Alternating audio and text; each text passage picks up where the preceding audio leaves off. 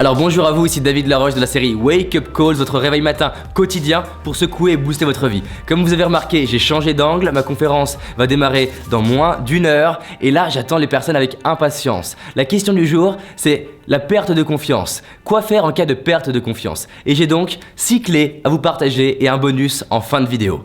Donc la première chose, c'est qu'il y a une bonne et une mauvaise nouvelle. Commençons par la mauvaise, parce que souvent on me demande la mauvaise en premier. La mauvaise nouvelle, c'est que la confiance en soi n'est pas acquis. C'est pas un truc, une gare d'arrivée où c'est bon, j'ai la confiance en moi, j'ai plus rien à faire.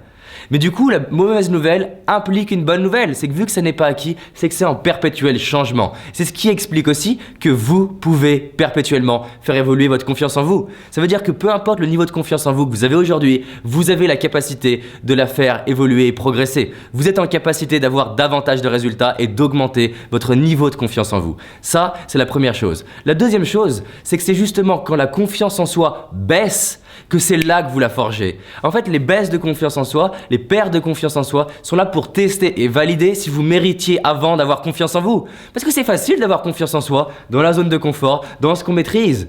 Mais des fois, en fait, c'est pas qu'on a eu une perte de confiance en soi, c'est qu'on est juste dans un contexte qui nous challenge à un autre niveau. Et ça veut juste dire quoi? Qu'on a progressé et évolué, pas qu'on a perdu confiance en soi. Moi, la première fois que j'ai fait ma conférence à Boston, en juillet 2013, devant tout le monde, 300 entrepreneurs en anglais, j'étais plus stressé que d'habitude dans mes conférences. Pourquoi? C'était ma première en anglais. J'aurais pu me dire, mais David, t'as perdu confiance en toi. Ça n'a rien à voir. Le contexte est à un autre niveau. Et on vient me challenger si je mérite les résultats que j'ai.